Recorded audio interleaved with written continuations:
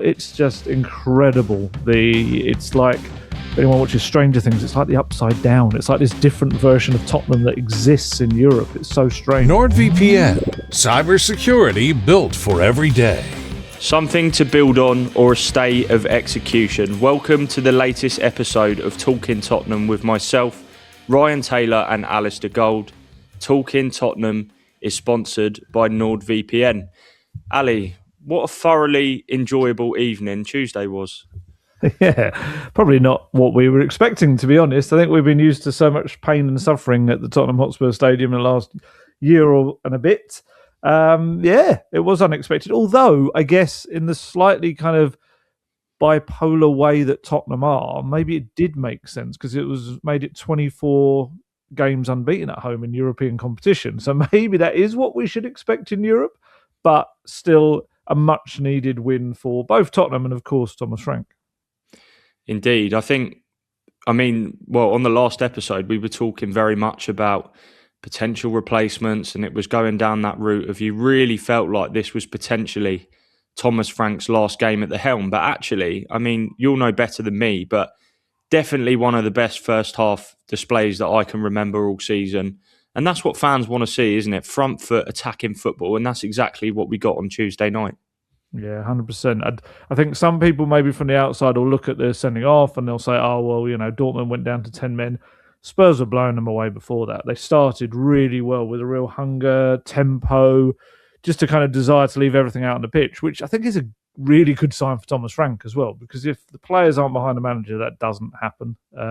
And I know you could argue that it's the Champions League, it's going to be up for that naturally. I've seen Spurs be absolutely horrendous in the Champions League at times, Can't even remember getting towards the end of Poch time, we had the Bayern absolutely smashing them at the Tottenham Hotspur. Was it Tottenham Hotspur Stadium or Wembley? I think it was Tottenham Hotspur Stadium. It was. Yeah.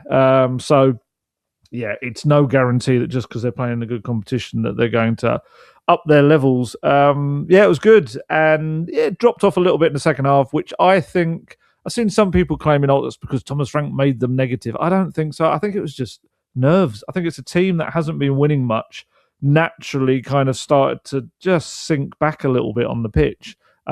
Yet still could have made the scoreline even better had Kalamwani or Porro put away 1v1s. And let's be honest, Vicario had one save to make in added time at the end of the game. It's not like Dortmund were really kind of threatening with 10 men. I think Spurs just kind of wanted to just see out the game and get the win. And they fifth in the Champions League table now? It's just incredible. It's like, if anyone watches Stranger Things, it's like the Upside Down. It's like this different version of Tottenham that exists in Europe. It's so strange. But yeah, very enjoyable. We had cheers at halftime. We had cheers and applause at full time. We had a really nice academy debut to talk about as well. And probably not quite the positive podcast that we were expecting. But yeah, it's something that needs to be built on. It needs to be a turning point, not just a little blip.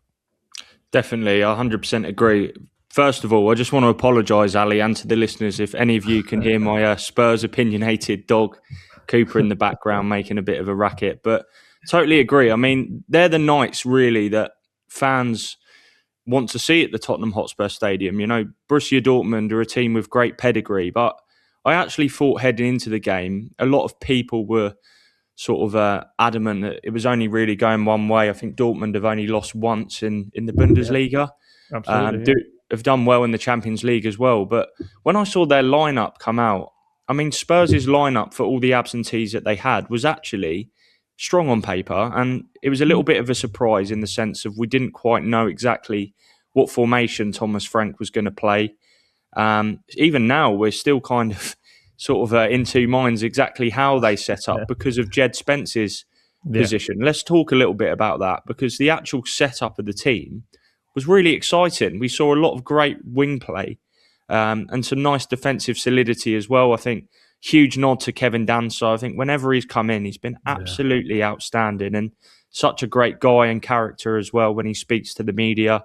He's been through a lot of hardship really in his career over the past couple of years after that transfer to Roma collapsed because of what was flagged as a potential heart issue. But he's been so good for Spurs, and Jed Spence as well, electric on that left-hand side. What did you make of his performance, Ali? Yeah, well, that was where the formation thing came about, because I asked Thomas Frank about him, Odegaard and Xavi and the way they were kind of interlinking. And the way he described it kind of suggested that it wasn't the obvious formation that, you could kind of, in essence, you couldn't really pigeonhole it into a formation almost, because he said it was, well, what can I say? Let's say a 3-4-3. But it kind of wasn't. And I've seen some people suggesting that Jed Spence was a wing back, but he kind of wasn't. I actually thought if you're going to say the 3-4-3, if anything, he was right up there on the left of the three at the front. Occasionally would come back to help, but mostly it was almost like he and Destiny Udogie were sharing this role as a wing back, and both would kind of step out into the left-hand side at times. Udogie playing pretty well, to be honest, as like a left-sided centre-back of a three, while also being a left-back, while scaring Thomas Frank, because he didn't want him to make any big runs up the pitch because he hasn't played in, 6-7 weeks. And Jed was really effective in it was like one move he kept doing. Sprint down the touchline with the ball, knock it inside and try and run between the two players. And he must have done it about 3 or 4 times. And every time Dortmund failed to deal with it.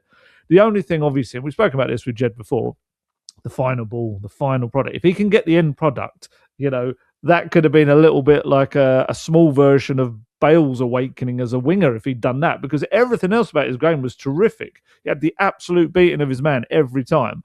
But maybe just when he got into those key areas, he wasn't picking the right cross or pass. There were a couple of times he did, but yeah, if he could sort that end product in his game, he's just got everything else to be such a brilliant kind of wide man, wing back, left back, right back, wherever you want to play him, really. But yeah, it worked. And that's a question firing back at you or Cooper, whoever wants to ask it, answer it. There's some suggestions.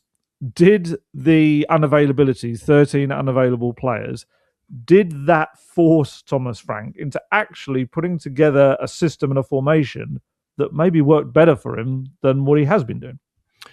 I would say so. I think, I saw one of the comments, I think, on the last pod, someone who had watched Was the it about Ruben Amorim?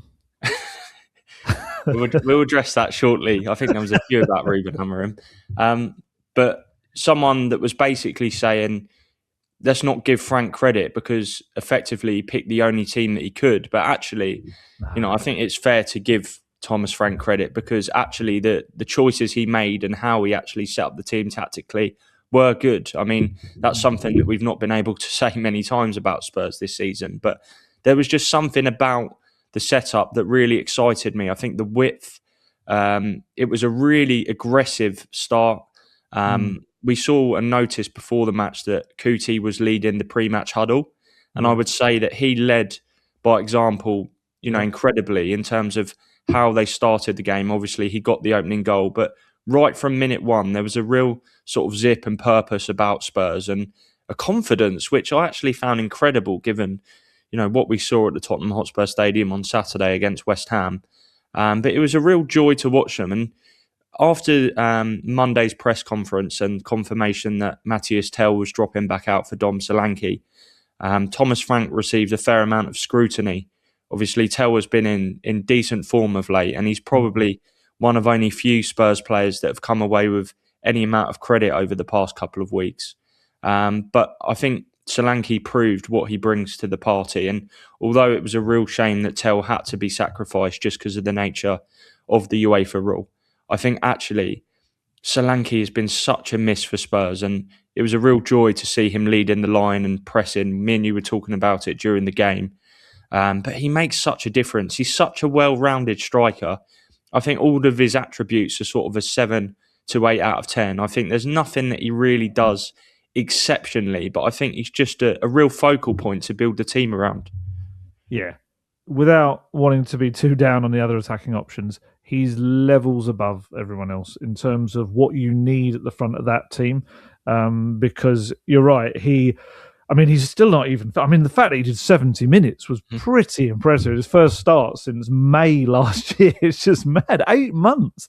It's massive testament to his fitness and how he's been working on himself in training and things like that after so long out. But he runs, he presses, he tackles, he holds the ball up, he can thread a pass through, he can dribble with the ball, he can get into position to score goals. He is just, like you say, such an all-rounder.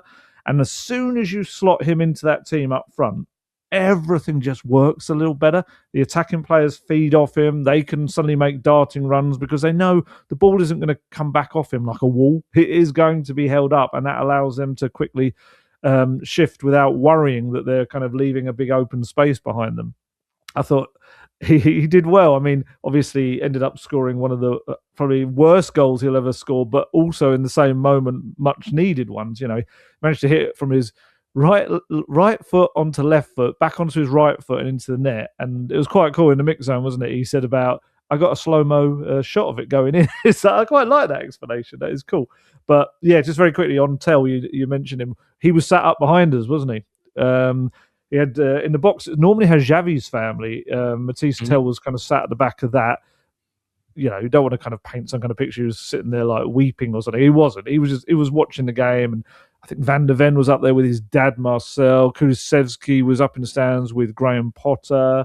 Obviously, some Bergvall news that Graham Potter would not be delighted about when watching the game. And who else was up there? Oh, Radu Dragic wasn't there because Radu was getting married, wasn't he? You know, if you're gonna book your wedding, do it, I guess, on a day when you know you're not registered to play in the match. It kind of made sense. And yeah, and there were some other kind of more important people up in the stands as well, weren't there, looking on at this match? There was. Vivian Lewis and Nick Butcher were there. Obviously, Thomas Frank's future has been a huge topic over the past couple of weeks. It was very quick after the game that actually we received confirmation that Spurs' press conference would be taking place today with Thomas Frank. So real sort of clarity instantly, despite the fact after the West Ham game there was kind of that lingering uncertainty. What did you make of the two figures that were up in the stand? Yeah, I mean, their presence, I should say. Yeah, no, there was always going to be a. I thought you were going to get me to critique what they were wearing there and stuff. Yeah, look, we know that they had a big kind of important lunch on Monday, didn't they? Nick Butcher was there, Johan Lange, Vinay Venkatesham, and Thomas Frank, all discussing the future and everything and the now. And whatever was said, it seemed to be good enough that he got himself, you know, a little bit more time to play with, and would have been a big old sigh of relief, I think, from everyone that they've come away with this win, which guarantees them a place in the playoff round. And now, hopefully, they can go to Frankfurt, who is struggling. I don't think they've got anything to play for now, hasn't they? I think after last night. They've been eliminated. Lost 3-2 at Karabag, and they also sacked their manager, Dino Topmoller, last Sunday. So winless in 10 as well in all competitions. So what you're saying is it's Dr. Tottenham time, is what you're saying, just to get them back on their feet. But yeah, so European-wise champion, it's kind of is mirroring last season in that in Europe they're aside from the Carabao Cup, which is obviously different, but in Europe they're kind of hopefully flying through to potentially the last 16 if they can pull off a result in Frankfurt, and that you kind of think that gives him maybe a little bit more time because he's achieved that. But also, I think it is quite important that he then goes to Burnley and he follows it up. And I think it's important that, and Frankfurt as well, really, just purely for what we said of missing out the playoff round. But I think then suddenly you have 3 wins in a row. And I know that's a big if with Spurs right now. But if you could get that, I think suddenly he's just got a little bit of a foundation that isn't crumbling. He can kind of stand on it and go, okay, I know the next 4 games are a bit horrible. You know, City, United, Newcastle, Arsenal, is it that way around? Arsenal, Newcastle? I think so, yeah. Yeah.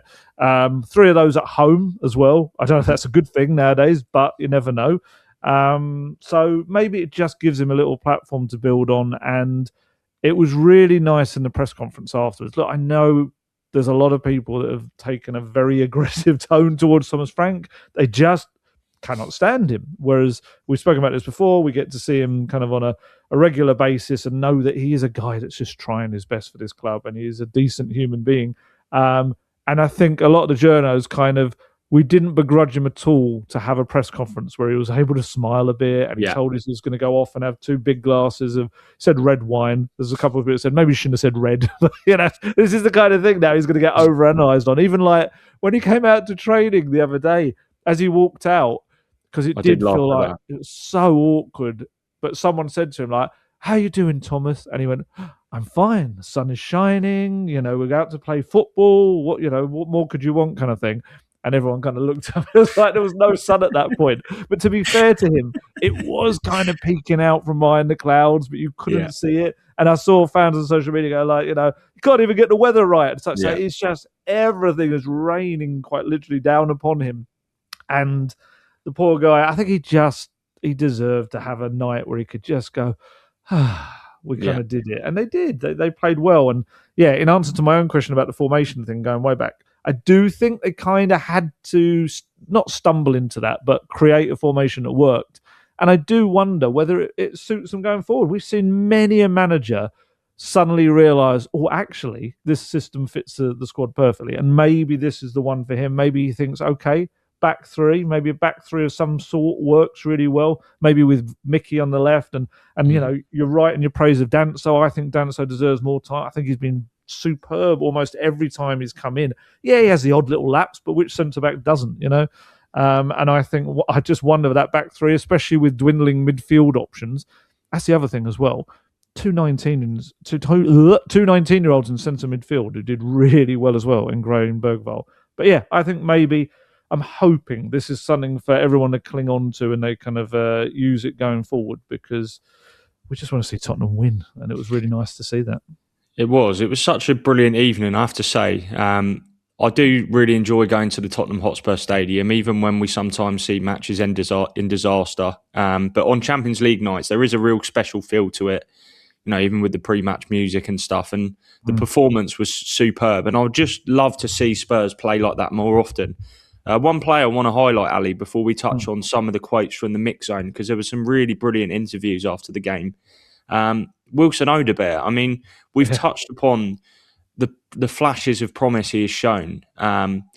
Saturday, he goes to his former side, Burnley. I mean, you'd have to say he's probably the least Burnley player possibly imaginable, because I've seen there's been shades of Neymar being pushed on social media about his compilation from Tuesday night's game, because all he was doing was just beating the fullback for fun and just putting it across the 6-yard box, which is a dream for someone like Dom, who is such a predator around the penalty area. Yeah, we've spoken about Wilson Odebear's kind of the cons to his game, which he needs to improve on. It's mainly strength, let's be honest. But I also think he is, as with many attacking players, as with many players, he's a confidence player. So the moment he beat his man early on in the game, first time, that was it. He was unlocked. And suddenly he was like, okay, I can do this every single time. And he did. He sets up Romero for a goal, sets up Solanke for a goal. Although the Romero one was incredible. It was an utterly missed volley. The ball falls perfectly. And to be fair, he reacted really well to his own kind of missed volley and drives in and knocks it across to Romero, hits a real striker's flick of a finish. It was very nice.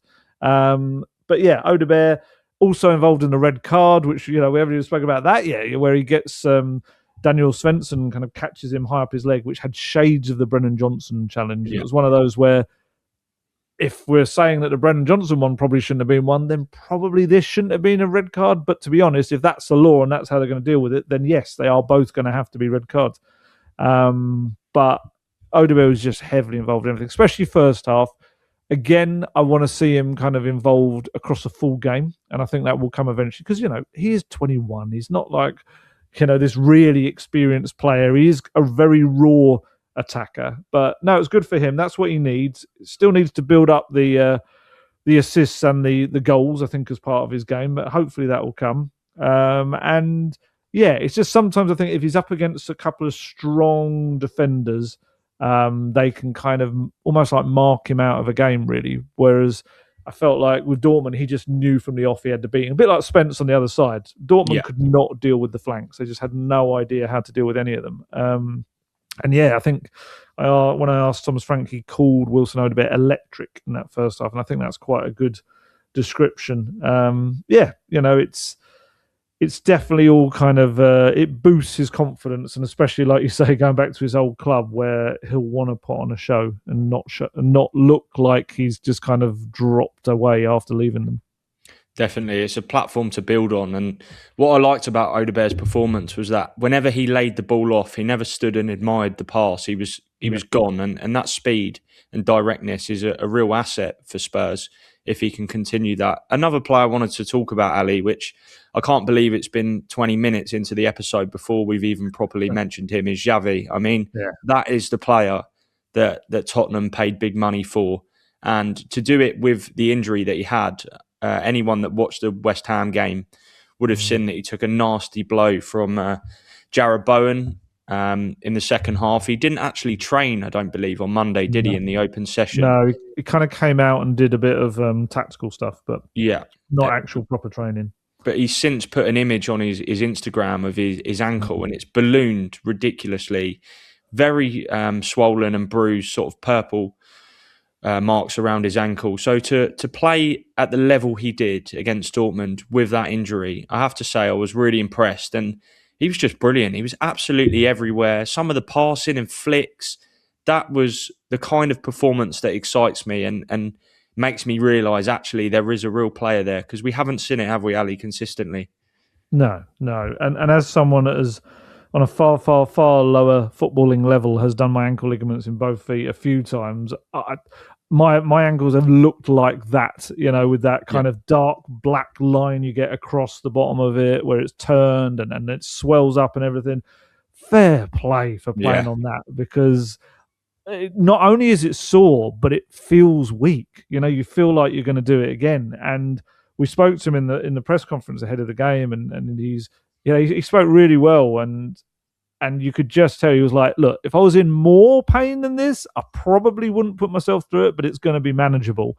And I think it helped that it's a team he's very comfortable facing, in Dortmund. It's a team at Leipzig where I think he's won certainly the last 3 times he's played against them. The last game, I think he got a goal and assist against them. It's a team he is very comfortable playing against.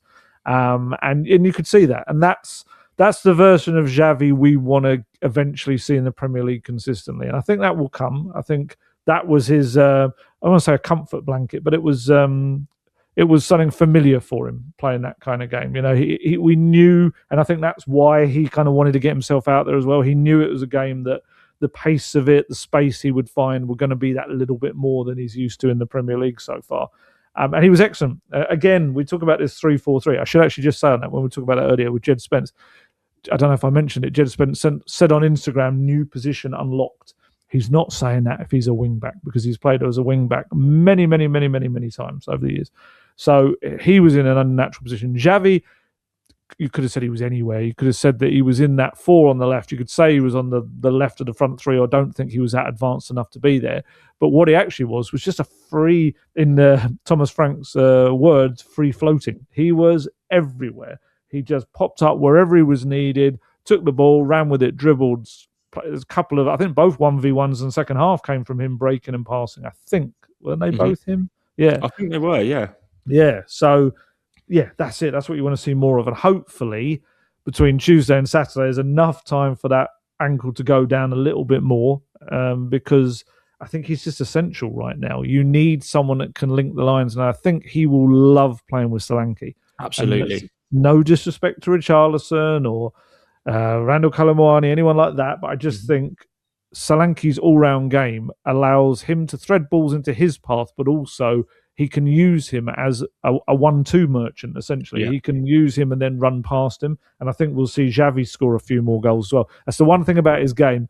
His shooting is wildly inconsistent. He'll either do a really nice curling effort that the keeper pushes away, or he will send it into the Tottenham high road.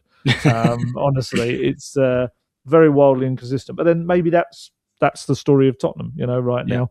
But really impressed with Xavi. I thought that was he did exactly what I want him to do more often with the talent he's got, which is grab a game by the scruff of the neck, because he's got the ability to do it. Definitely. Just moving it on slightly, Ali, do you think that was a performance that proves the Tottenham players still have belief and they're still fighting for Thomas Frank? Because we spoke to Kevin Danso after, who's, as I said, a very good talker, and he was asked quite directly, is this performance living proof that the team still believes in Frank? And he said, yeah. He said, we're all together fighting. And he also said, which I found very interesting, although not entirely surprising, that after the West Ham game, the players called a meeting amongst themselves to kind of address the situation and the severity of the crisis, and that actually we need to focus on it, even when we're playing bad, somehow staying in the game and getting results. Because against West Ham, we know that was a game that probably a draw was a fair result, but actually Spurs easily could have nicked it, and they've ended up coming out with 0 points. So I found it quite interesting, the transparency of those sort of conversations and discussions that happened in the build-up to the Dortmund game amongst the squad. Yeah, I think if we're going to be cynical, of course, no player, when asked if they're all behind the manager, is going to say no. They're not going to do it. I mean, this is true. Yeah, that's true.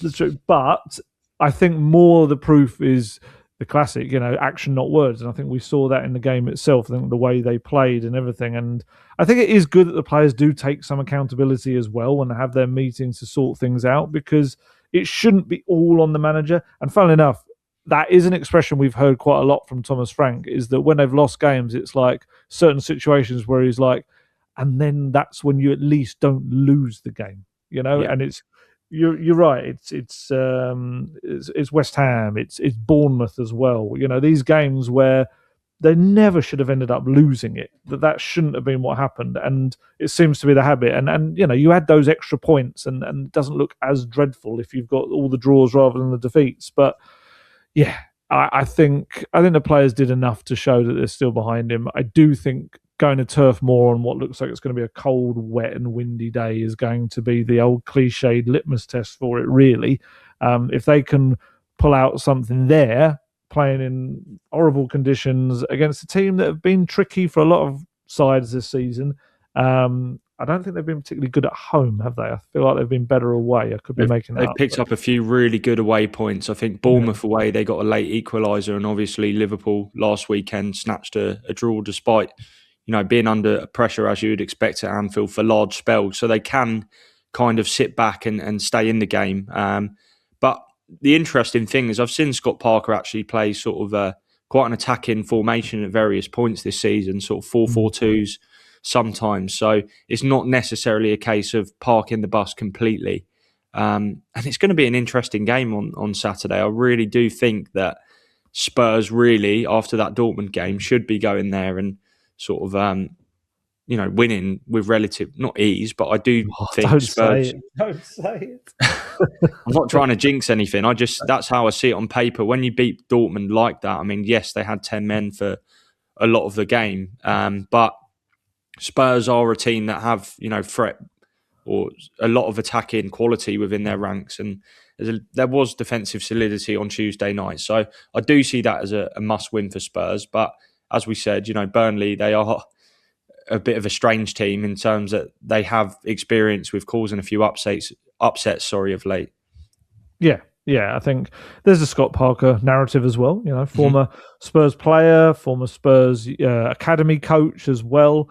And, he'll be wanting to kind of show Tottenham and Tottenham fans, look, I could manage your team. Yeah. I don't think he probably will. I don't know if his football is quite exactly what Tottenham would go for, or whether he's at a stage in his career that they would look him. But, certainly he'll be looking to make a statement out there.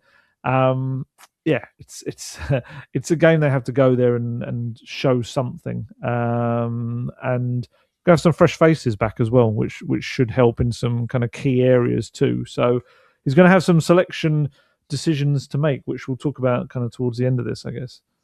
Yeah, just before we, we've got lots to delve into still. We're going to talk about Randall Kolo-Muani, obviously Jun'ai Byfield on to make his professional debut for Spurs, which was brilliant. And there's also been some quite wild transfer rumours regarding West Ham, Ali. Before we come on to that, we're around about the halfway point. So do you want to do your speciality of telling us the benefits of NordVPN, which you do so brilliantly? I'm not sure. I don't know. Is that a good thing? That's my speciality. Is that like my mastermind subject? You have many specialities, mate. Don't worry. Well, I mean, some people might feel like going to Burnley sometimes. It is like going to a foreign country because it is so far away. It always brings me back to the time I had to drive up there in the snow 6.5 hours, I think it took me. Sat nav sent me through mountain passes and everything. It was horrendous. Got there, parked up in the cricket club car park, and as I got out my car, a Spurs fan shouted out, "Ali, they just called it off, mate." And I had to go inside, quickly went to the toilet, fuming, came back out, got in my car and drove back 6.5 hours back home. I don't think that honestly, I still have kind of nightmares. I just wake up, so is it postponed? It is horrendous, but that's as bad as it gets, isn't it? It is. It really. It's not great. But look, hey, Bring your digital life to a whole new level with NordVPN. Choose the fastest VPN on the planet and explore the internet without interruption. Can I just ask you quickly, Ali? Yeah. If fans in the away end at Turf Moor are struggling for signal, can they use Nord to maybe pick up a better signal in a foreign country? Well, they can certainly make their phone think they're in another country. Yeah. That's I don't want to promise anything, but they can certainly make their phone think it's abroad, because absolutely that is one of the benefits of NordVPN, is that you can switch your device to thinking it's off there anywhere around the world, any continent you'd pretty much want it to be in. If you want to get stuff from there, if you want to book tickets, airplane tickets, hotel rooms, concert tickets, whatever that might be cheaper by doing it from the destination country. Or likewise, you could be in another country far beyond Burnley. You could be off around, I don't know, I've used it in some far-flung parts of Asia on pre-season tours and stuff, where sometimes they don't allow you to, certain countries don't even allow you to look at things on the internet. So you have to use stuff like that to kind of get around that. You can make your phone think it's back in the UK, which is incredibly helpful if you want to catch up on streaming shows and things like that as well. It gives you privacy online. It protects your data while you're traveling, and when you're using public Wi-Fi, it's got NordVPN's threat protection feature, which protects you from viruses, malicious malware, and all of that horrible stuff that exists on the internet. And on top of all of that, it is the fastest VPN in the world, which means no buffering, no lagging, and you can stream your favorite shows from anywhere in the world. So yeah, and also I think you can use one NordVPN account. You can use it on up to 10 devices as well. So it's very Brilliant. good. To get the best discount off your NordVPN plan, we've got a special code for you, which can be got via the link nordvpn.com/talking Tottenham. That gives you 4 extra months on a 2-year plan. And there's no risk with Nord's 30-day money-back guarantee. And in case you missed it there, the link is in the podcast episode description box. Superb. Thank you, Ali. We've had a laugh this week, haven't we, Ali, in the build-up to this episode about some of the comments on the last episode regarding a certain Ruben Amorim. And I feel like you were the Thomas Frank of the podcast. I really was. You really were. I feel quite lucky to be reinstated for this episode, given that there were a lot of calls from. Well, we had a lunch, didn't we? We had a lunch with some of the powerful types, and they decided that you should get another go. Still on trial. I just wanted to say, just quickly on that right to reply coming before I dig myself a deeper hole. If you actually go back and listen to the episode, I didn't for 1 minute suggest that Ruben Amorim is, among my top picks for the job.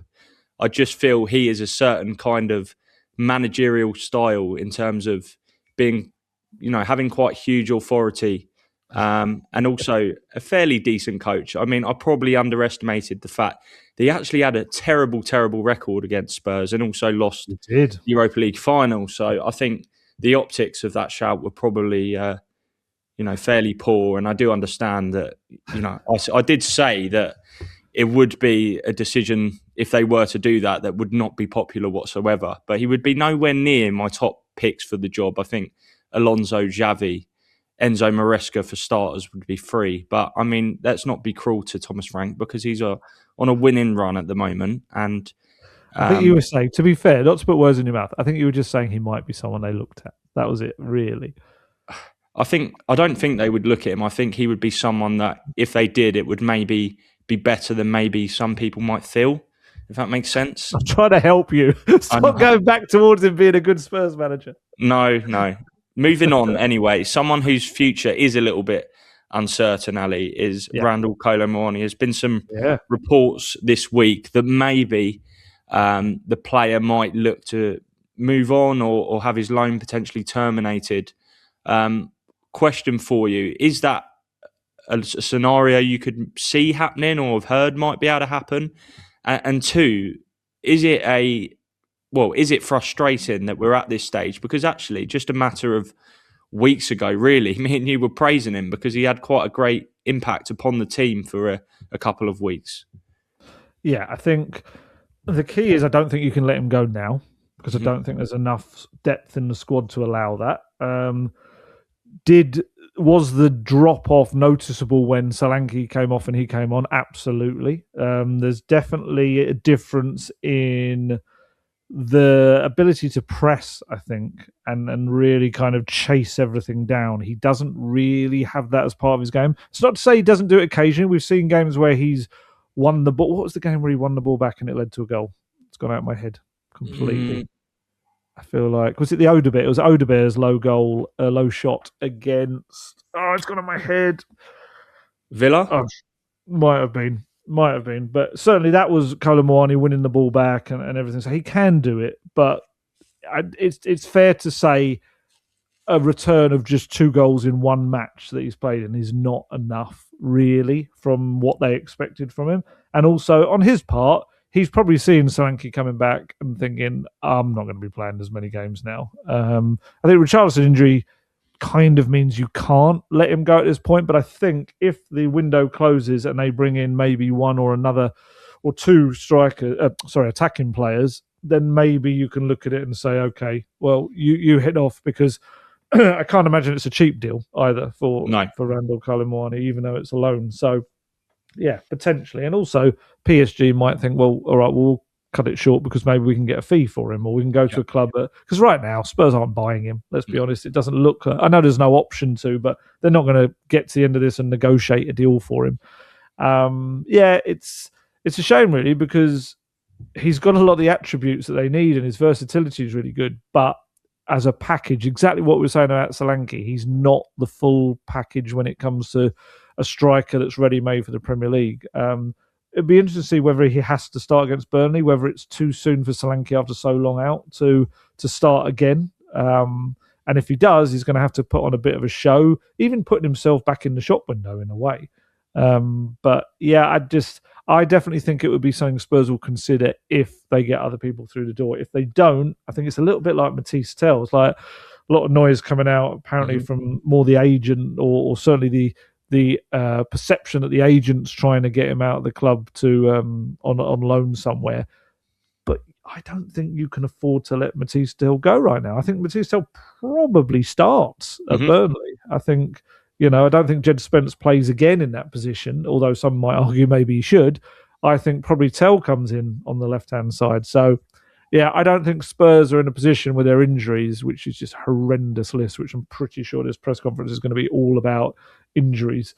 I don't think they can afford to let anyone go right now, unless it's the most incredible offer that comes in. And you're not going to get that for Colomwani because he's on loan.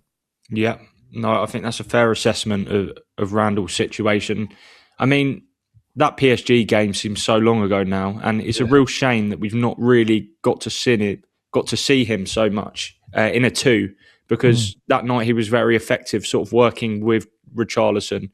In recent weeks, he's kind of been shifted out more towards the wide areas, which I know you say you probably see him more in those positions. Am I correct?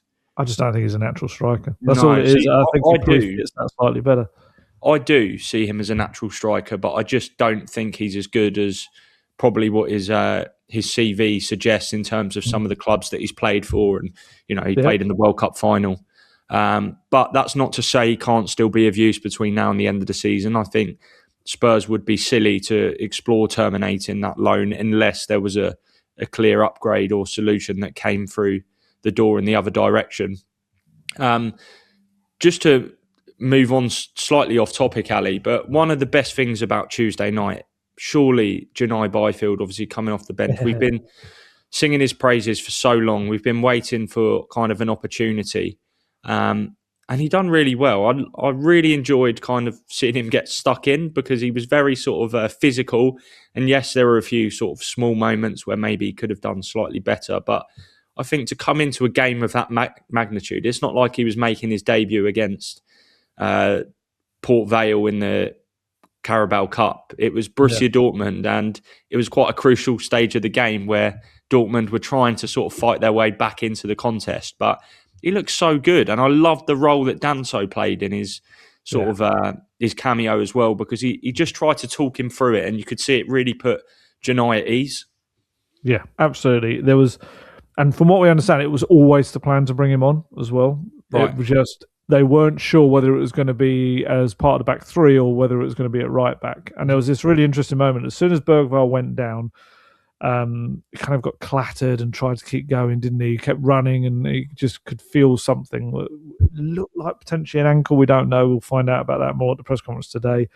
But yeah, as soon as he went down, Romero came over and asked to speak to Frank, who was kind of having a chat with one of his coaches. I think it might have been Andreas Georgsson. Or it might have been Heitinger, actually. And he kind of waited a moment, and Thomas Frank went over. Romero puts his hand on his shoulder and he's pointing to areas of the pitch. I can only presume he's saying we probably don't need him as a left-sided centre-back. I think we've got that covered for now, but as a right-back, and then, and then maybe it was something they'd already discussed about Pedro Porro potentially going into central midfield, which was interesting to watch. I think it kind of half worked. I think he's got that work rate to operate in that kind of midfield as well. But Jun'ai comes on. Spurs players, the senior players love him. They've absolutely kind of taken it. You only have to see his shirt that he got signed after the game and the things it said on there. Like Romero wrote in there in Spanish, "The best is yet to come," and the Instagram post that he put out underneath, you've just got all of the senior players just going like, I love that. It's brilliant. It's like, little bro, so proud of you. All this sort of stuff. It's fantastic. He is. I think sometimes you see a player come through and you just know as a player he's going to be something. And that is the thing with Jun'ai. Jun'ai Byfield was, I think, at 15 years old, was playing in a pre-season behind closed doors friendly. I think it was against Cambridge United with Ange, in his first summer. That's how long back we're going. And I think physically he's got the kind of strength of an older player. He didn't look out of place, did he? He just looked like it was a normal, senior experienced player in terms of the physique. Yeah, and I think that helped him because I think the two big key moments for him really early on after coming on. One was a big booming header that he won, and that's instantly like, okay, I can compete, brilliant. And the second one was Julian Ryerson started to really give him some lip at one point for something. And it's like, Julian Ryerson's 28-year-old, and you think, do you know this guy's 17 that's just come on? But he's given it to him, and then suddenly Jun'ai Byfield just turns around and unleashes a load of whatever he was saying. I don't want to lip read, but he was giving it back. And I loved it. In his interview after the game, he said, my parents said, don't fear anybody. And it was just such a lovely bit of advice. And it was and actually Archie Gray, a couple of minutes later, absolutely went for Ryerson as well. He was like pushing him, and his whole face changed, didn't it, Archie Gray? We know Archie Gray is this really kind of funny character, but actually when he gets angry, my goodness, it's like the Incredible Hulk. It's fantastic. But yeah, we're back to Jun'ai. And actually, I think I've mentioned this on the pod before, met his parents is either flying out or flying back from the Super Cup at the start of the season, and they are the nicest people, and they are so proud of him. And as soon as he came on the pitch, that was all I could think of, was that his parents must be absolutely glowing. And when this moment he came on, because that's the culmination of everything, isn't it? That's traveling, taking your kid to game after game after game as a youngster, and then in the academy following him. They were telling me they follow him everywhere. He plays for England like under 17s and stuff, and they've followed him all around the world. It must be so expensive to do that as well. But this is it. This is why they do it. Moments like this, see your son come on for, like you said, not 5 minutes at the end of a Carabao Cup game, but half an hour of a must-win Champions League game. And he was just brilliant. I thought he did so well. Even one moment where he looked like he was beaten down the flank, turned around, got back, got his foot in, got the ball back to Porro and won it back. It's like, he did so well. And I asked Thomas Frank about him afterwards, and he said absolutely did not look out of place. He said the players rate him highly, I rate him highly. What I hope now, and this has been a big criticism, I think, and one of the valid ones about Thomas Frank, and I think it's understandable that he's also trying to kind of look towards his own job as well, and I know that, but also he talks a lot about you've got to look at the long term as the short term as well. And when you've got someone like Jun'ai, you're going to have to use him more. He has to be used more. I think he's proved immediately there, mentality-wise, And we know he's got the ability, but mentality-wise, to come in, he's a centre-back, as a right-back, and do the job, and have all the players around him really want him to come on the pitch as well. He's got to trust some of these younger players. We were desperately hoping for Williams-Barnett to come on at the end, but I kind of get it. I get it. The nerves, he needs the win desperately as a manager. I kind of understand maybe in those final moments, but still, we would like to see it. Quick question, quiz question for you. What legacy number is Jun'ai Byfield? What player is he in the Tottenham Hotspur history to have pulled on the shirt? God, I'm in danger of showing myself up here. I'll give you a clue. Go on. So I think Luke was maybe 900. I think he was 900. 901? No, 902. I presume Conor Gallagher's 901. Oh, of course, yeah. I think he is. But yes, and yeah, his interview's great. If you haven't had the chance to watch it, anyone, watch Jun'ai Byfield's club interview afterwards. He speaks so well for a 17-year-old. Me at 17, my goodness, it would have been one-word answers. I would have been a rabbit in the headlights, or deer in the headlights even. And he speaks really well, and he's so proud of his shirt. When he holds up the shirt and all the players are signed, it's brilliant. And that's what football's about. You spoke about it in the last pod about the Elfsport game and about seeing the academy players on. The roar when Jun'ai came on. I can't understand sometimes why managers don't realise how much it helps them as well. And, you know, Jose Mourinho used to get a lot of flack, but one thing he did love to do was give a young player an opportunity, even if it was just at the end of the game. He would bring them on, and just because I think he also knew that the fans loved it, and that was actually in kind of pandemic time as well, some of that, so you didn't get to kind of see the instant reaction, but it worked. And even like bringing Dane on instead of Randall Colomwani maybe would have been another option for him. But yeah, I hope it's kind of he's figured out, and it might even be a question for today for him, that I know he's in a tough spot, but some of these young players, it's another way of blooding them and connecting with the fan base. Just great. Please do, Ali, because I'd love to ask him that myself, actually, and it'd be interesting to hear what he says. But I'm with you, and I've said it so many times on the pod that when you're in a time of sort of difficulty, one of the best ways to sort of win over a tiny bit of support back is to, you know, blood in and put faith into a youngster, because Spurs have got a fantastic academy. We're always talking about some of these brilliant young players at the club. And at this moment in time, this is the time to sort of give them that opportunity. And a couple nice little bits of background on Jun'ai as well. One of them was that at the end of the game, he was actually having to come back out onto the grass and do pitch-long sprints. But obviously, a lot of fans were still in the stadium, sort of just waiting for the overground queues to subside. And it was brilliant that he was getting so much love from the stands. And obviously, for a young player, it must have been a great feeling. He would have felt that during the game. But just after, when he was doing these sprints, it probably gave him sort of a little bit of second wind. And secondly, just as he come out the dressing room, there was a group of us journalists in the mix zone, and one of our colleagues sort of said, "Jun'ai, brilliant, well done, congratulations." And he looked so shy and almost embarrassed that, you know, he didn't. It was like he didn't know whether our colleague was talking to him, because he was so sort of. And I love all that. I think, how can such a shy boy go onto the pitch and just be an absolute animal, and, you know, on his Champions League debut, sort of getting stuck in. And what people might not know as well, that he'll have to get changed in a different dressing room as well. Yes, because he's not 18. Yeah, and that's this kind of, you kind of forget this, and that bench that had a few young players like Luca on there as well, and anyone that's under 18, they have to get changed in a separate dressing room. So you're kind of apart from the first team until they step onto that pitch. Yeah, and just lastly, I wanted to ask you, Ali. I think this is $1 million question at the moment, but I really like it, and it's a good talking point. We know there's been a lot of interest in Radu. Yeah. So his value is probably fairly. I know where you're going with this. I know. Go on. His value is probably fairly decent at the moment. I mean, Spurs could probably get a similar fee back to what they paid to Genoa 2 years ago. Given how Jun'ai done it, and, you know, we know his promise, is it worth maybe now reconsidering sort of offloading Radu Dragusin this month, right into the end of the season, and Jun'ai could get those opportunities as the fourth choice centre back? Because we know if Spurs wait until the end of the season, there is a strong likelihood Dragusin's value might go down again ever so slightly.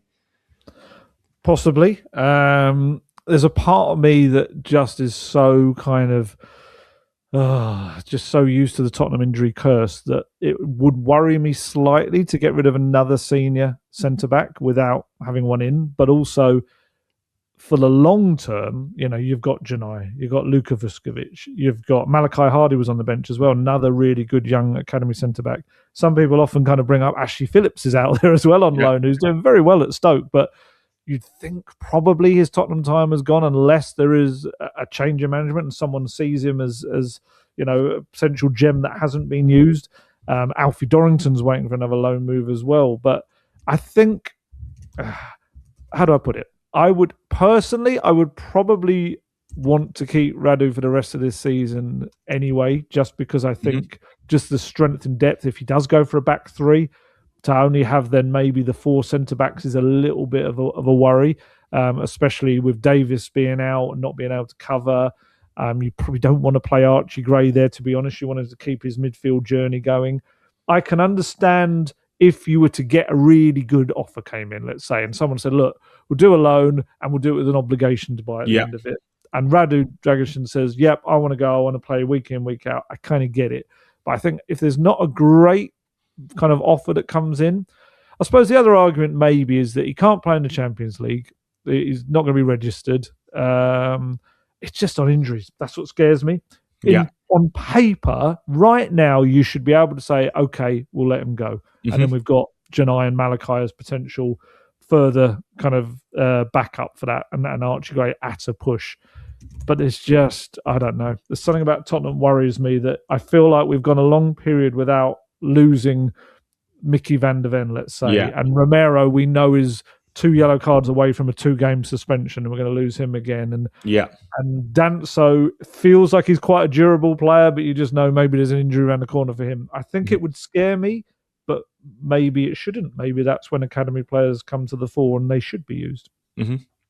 No, I totally agree with that. It's one of them. Spurs could easily look silly if they were to sort of push ahead with that, and then the situation changes. Exactly, with injuries. Just before we go, Ali, wanted to quickly touch upon this before we shoot on the transfer speculation that we saw yesterday. Quite wild rumours, really, sort of came out of nowhere. So if you're not aware, there was some kind of speculation and talk and reports that basically West Ham and Tottenham had held discussions about potentially Antonin Kinski going, I presume, on loan to West Ham. We know there's been interest, and Mads Hermansen come in the other way to sort of be the number 2 to Vicario. And also that Spurs were looking at signing Crescencio Somerville, who of course was excellent on Saturday and scored the opening goal. I mean, West Ham obviously at threat of relegation. Maybe if they were relegated to the Championship, that's one that a lot of clubs might look at. But what's your understanding of those two particular rumours, Ali? Speaking of people kind of in and around the club, both links have been played down, have been kind of batted away. What I would say, I think, in terms of the goalkeeper one, it makes no real sense if you look at it exactly as it is, because why would one goalkeeper just swap a bench for another bench? I can kind of understand that. I get how it doesn't really work. What I wonder is maybe at some point there's been a little inquiry that suggests, is Kinski going to play? If Kinski is going to play, then we will allow him go on loan to you, and we'll have Hermansen back because, there's the Danish connection and Frank and Lange, and I get that. And maybe that's, okay, well, we get a Premier League experience back up, and you will give our player playing time who needs it. However, Areola, he's a decent keeper. I can't imagine. I'd be surprised if someone's going in and kind of taking his place. And so if that's the case of swapping goalkeepers, I don't know why Kinski would want to swap benches. Just, he'd need binoculars to kind of watch the games at West Ham. So I can see how logically it doesn't really make sense, but I can also understand how an inquiry might have been made at some point to see if Kinski would play. With Somerville, for me, it's just kind of more of the same of what Spurs have already got. Tell and Alasdair, isn't it? Yeah, it's a very raw player, and I think the Spurs-West Ham game summed him up perfectly. First half, unplayable. Second half vanished off the face of the earth, pretty much. You barely kind of saw him popping up at all. And I don't know. I think if Spurs, for me, are going to go for a winger in this window, which we, know that they're looking for, and potentially someone on the left, it's got to be a big winger. It's got to be a produce now winger. It's got to be someone that's going to guarantee you assists and goals and everything. And, looking at his numbers, I know West Ham are struggling, but so are Spurs. But there are players at Spurs that have got better numbers than him in those positions. It doesn't feel like any kind of upgrade for me. And I feel like this window needs to be about trying to upgrade in your squad. I wouldn't, let's put it this way.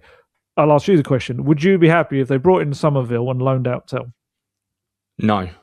I doesn't make sense. It doesn't. I mean, it's a sideways move. And I think Tel is someone that, given that Spurs fought so hard to get him, you don't give up on him so soon. I know loaning him out isn't necessarily giving up on him, but, you've got to sort of show the patience, because I think there have been signs that he, is going to come good, whether that's now or in 6 months or even a year. I think he's someone that you sort of, you don't toss overboard. I think he's worth building around. I get that he'll be, when I say build around, I don't mean as a key player, but I mean he's someone that remains part of the plans. Exactly, build on.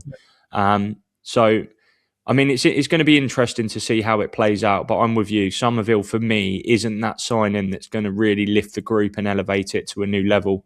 I think he's a good player, but for me, Tel, has higher potential for sure.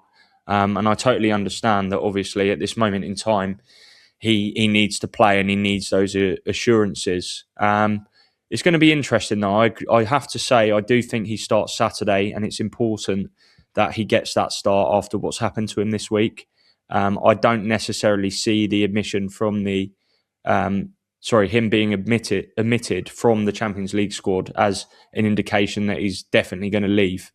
No, but Spurs need to keep him. And Saturday is going to, like I said, it's going to be interesting. So I would like to see Tel as one of the first names on the team sheet. Go on, what's the rest of your 11? That's tough. I mean, obviously, it depends on availability. I think you try and keep as much as the side as you can. I think Gallagher comes in for Bergvall, presuming that obviously he's injured. And then we should say local media is suggesting in Sweden that he's going to be out for 2 to 3 months. We're going to get official confirmation on that, hopefully at the press conference. But yeah, it didn't look a good one.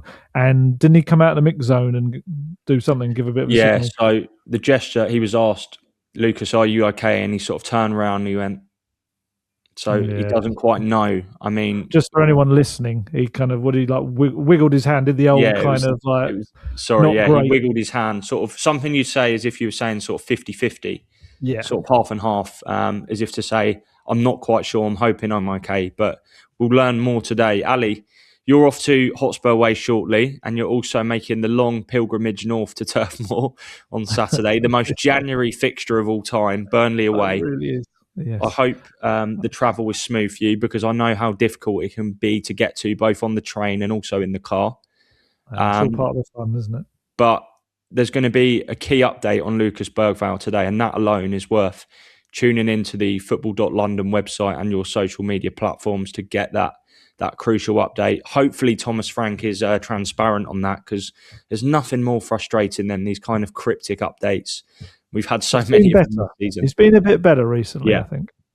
But big game, big week for Spurs, big press conference as well. So make sure you tune in to the football.london website and get all the latest information from the Spurs camp ahead of that trip to Turf Moor. And to get the best discount off your NordVPN plan, please go to nordvpn.com/talkingtottenham. Our link will also give you 4 extra months on the 2-year plan. There's no risk with Nord's 30-day money-back guarantee, and the link is in the podcast episode description box below.